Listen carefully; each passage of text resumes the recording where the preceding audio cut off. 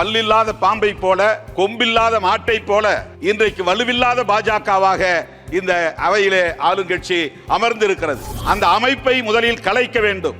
அது பொறுப்பேற்ற பிறகு ஏற்பட்டிருக்கிற முறைகேடுகள் இன்றைக்கு வெளிச்சத்திற்கு வந்திருக்கின்றன. பாரதிய ஜனதாவின் தலைமையிலான கூட்டணி கட்சிகள் ஜனநாயகத்தை அழிக்க துடிக்கிறார்கள். நம்ம நாமக்கல் தங்கம் கேன்சர் சென்டர்ல ரோபோட்டிக் மூலமா அதிநவீன புற்றுநோய் அறுவை சிகிச்சை செய்யறதுனால நம்ம கிட்னியை இழக்க வேண்டியதில்லை, கிட்னியும் பாதுகாப்பா இருக்கும். தங்கம் ஹாஸ்பிட்டல், நாமக்கல்.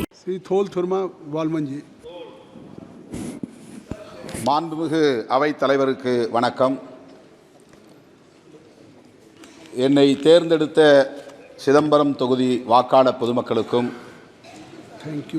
விடுதலை சிறுத்தைகள் கட்சிக்கு 2 இடங்களில், சிதம்பரம் மற்றும் விழுப்புரம் ஆகிய 2 இடங்களில் வெற்றியை தந்து ஒரு மாநில கட்சியாக அங்கீகரித்திருக்கிற இந்த 2 தொகுதி வாக்காளர் பொதுமக்களுக்கும், திராவிட முன்னேற்ற கழகத்தின் தலைமையிலான கூட்டணிக்கு 40க்கு 40, 100க்கு 100 வெற்றியை தந்த தமிழ்நாட்டு வாக்காளர் பொதுமக்களுக்கும், அகில இந்திய அளவில் அரசமைப்பு சட்டத்தை பாதுகாப்பதற்கென எதிர்க்கட்சிகளுக்கு 234 இடங்களை அளித்து ஒரு மகத்தான தீர்ப்பை வழங்கிய இந்திய வாக்காளர் பொதுமக்கள் அனைவருக்கும் முதலில் என்னுடைய நெஞ்சார்ந்த நன்றியை உரித்தாக்குகிறேன்.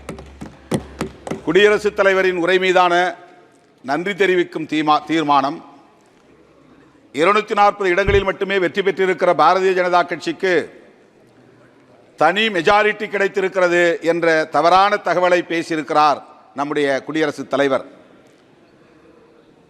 அதுவே ஆளும் கட்சி அவருக்கு நன்றி செலுத்த கடமைப்பட்டிருக்கிறது.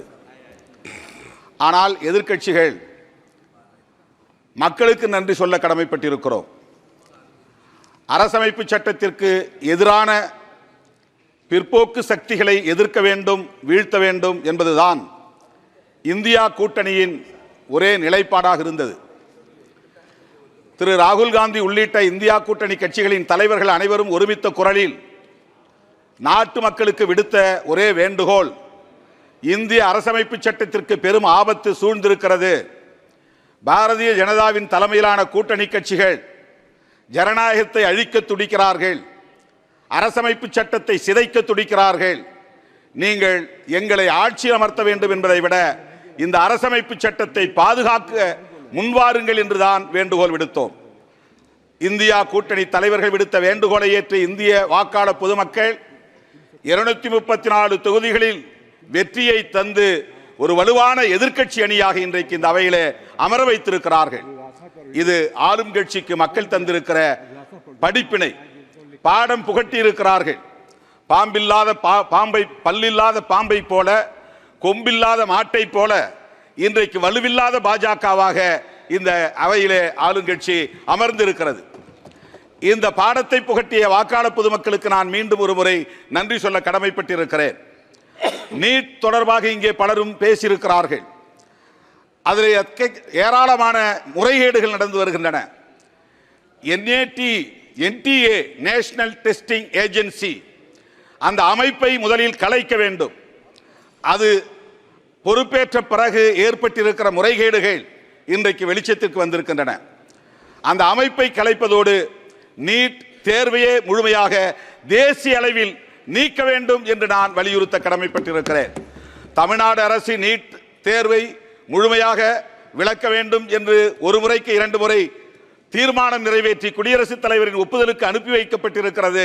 இதுவரையில் அது பொருட்படுத்தப்படவில்லை. மக்களால் தேர்ந்தெடுக்கப்பட்ட ஒரு அரசு நிறைவேற்றிய தீர்மானத்தை அவமதிக்கிற ஒரு செயலாகத்தான் இந்த செயலை நான் சுட்டிக்காட்ட, கண்டிக்க கடமைப்பட்டிருக்கிறேன். நீட் தேர்வை முழுமையாக இந்திய அளவில் நீக்க வேண்டும் என்று நான் வலியுறுத்துகிறேன்.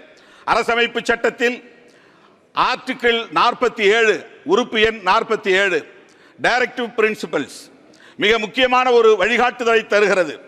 இந்திய அளவிலே இந்திய ஒன்றிய அரசு போதைப் பொருள்களையும் சாராயத்தையும் முழுமையாக நீக்குவதற்கு, விலக்குவதற்கு உரிய நடவடிக்கைகளை மேற்கொள்ள வேண்டும் என்று வழிகாட்டி இருக்கிறது. அதன் அடிப்படையில் 1954 ஒரு கமிட்டி உருவாக்கப்பட்டது, மதுவிலக்கு விசாரணை குழு. அது அளித்த அறிக்கை 1958 நடைமுறைப்படுத்த வேண்டும் என்று பரிந்துரைத்தது. ஆனால் இந்திய ஒன்றிய அரசு இதுவரையில் அதை நடைமுறைப்படுத்துவதற்கு எந்த முயற்சியையும் மேற்கொள்ளவில்லை.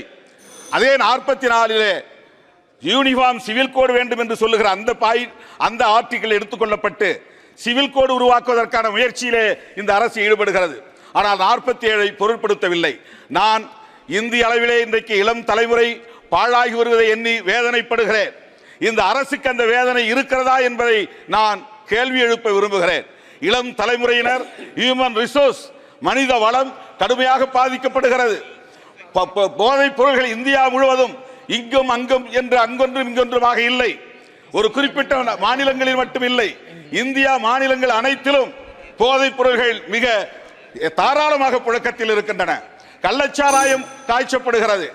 4 மாநிலங்களை தவிர எல்லா மாநிலங்களிலும் அரசு மதுபானங்களை விற்பனை செய்கிறது. இது நாட்டுக்கு செய்கிற மிகப்பெரிய துரோகம், இளம் தலைமுறைக்கு செய்கிற துரோகம், மனித வளத்தை சிதைக்கிற ஒரு நடவடிக்கை.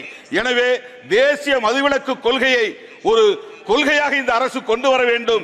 இந்தியா முழுவதும் மதுவிலக்கை நடைமுறைப்படுத்த வேண்டும், போதை புழக்கத்தை தடுக்க வேண்டும் என்று வேண்டுகோள் விடுத்து இந்த வாய்ப்புக்கு நன்றி கூறி அமர்கிறேன். நன்றி, வணக்கம். நம்ம நாமக்கல் தங்கம் கேன்சர் சென்டர்ல ரொபோட்டிக் மூலமா அதிநவீன புற்றுநோய் அறுவை சிகிச்சை செய்யறதுனால நம்ம கிட்னியை இழக்க வேண்டியதில்லை. கிட்னியும் பாதுகாப்பா இருக்கும். தங்கம் ஹாஸ்பிட்டல், நாமக்கல்.